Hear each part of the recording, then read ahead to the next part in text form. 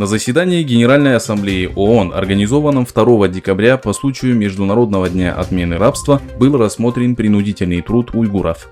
Соответствующую статью в журнале Forbes опубликовала правозащитник и соучредитель Human Rights Watch Эвалина Охаб. В статье под заголовком «Являемся ли мы замешанными в вопросах современного рабства?» Охаб говорит о том, что трудовая эксплуатация коренного населения уйгурского региона является одной из самых актуальных проблем и приводит доказательства того, что по меньшей мере 80 тысяч уйгуров в настоящее время вынуждены работать на производственных предприятиях 83 известных брендов. Ссылаясь на информацию New York Times, правозащитник подчеркнула, что компании, имеющие коммерческие отношения с Китаем, продолжают использовать принудительный труд уйгуров в своих цепочках поставок. Охаб отметила, что данные компании не собираются пересматривать свое отношение к трудовой эксплуатации, которую активно использует правительство Китая. Мы не стесняемся покупать товары, несмотря на то, что всем известно, каким образом они были произведены.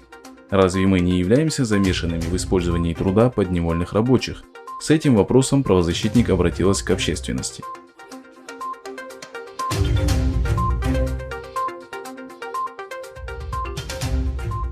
Лидер партии Добра Мираль Акшенер заявила, что отношение турецкого правительства к Китаю изменилось после того, как партия Отечества стала поддерживать Народный альянс.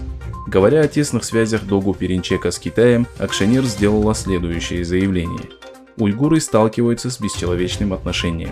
Китай разместил мужчин в домах мусульман уйгурского региона, оставшихся без опеки отцов, братьев, мужей и сыновей, которые на данный момент находятся в лагерях и тюрьмах. Защитник коммунистической партии Китая в Турции Догу Перинчек получил право неприкосновенности по причине сближения с правящей партией.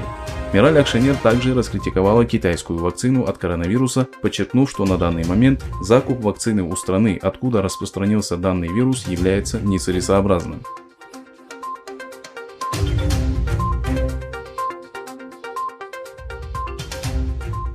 Глава Госдепартамента США Майк Помпео сообщил, что Соединенные Штаты прекратили 5 программ культурного обмена с Китаем.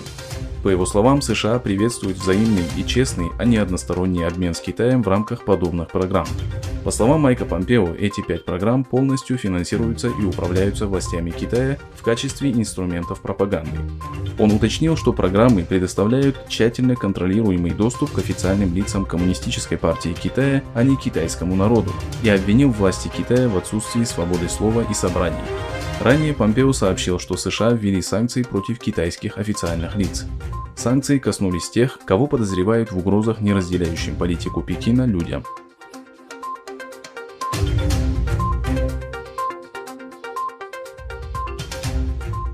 После тюремного заключения гонконгского демократического активиста Джошуа Вонга, некоторые немецкие политики призвали правительство принять меры против Пекина.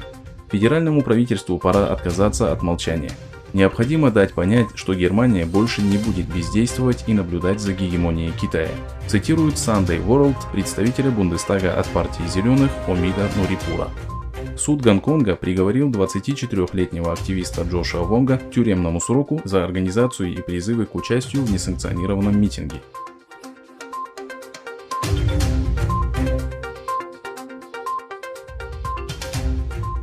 Торговое соглашение подписали министр иностранных дел Великобритании Доминик Рааб и министр иностранных дел Египта по Европе Бодрум Абдел-Латиф. 5 декабря сообщает Arab News. В заявлении говорится, что помимо защиты торговли, соглашение обеспечивает основу для сотрудничества и дальнейшего развития политических, экономических, социальных и культурных связей.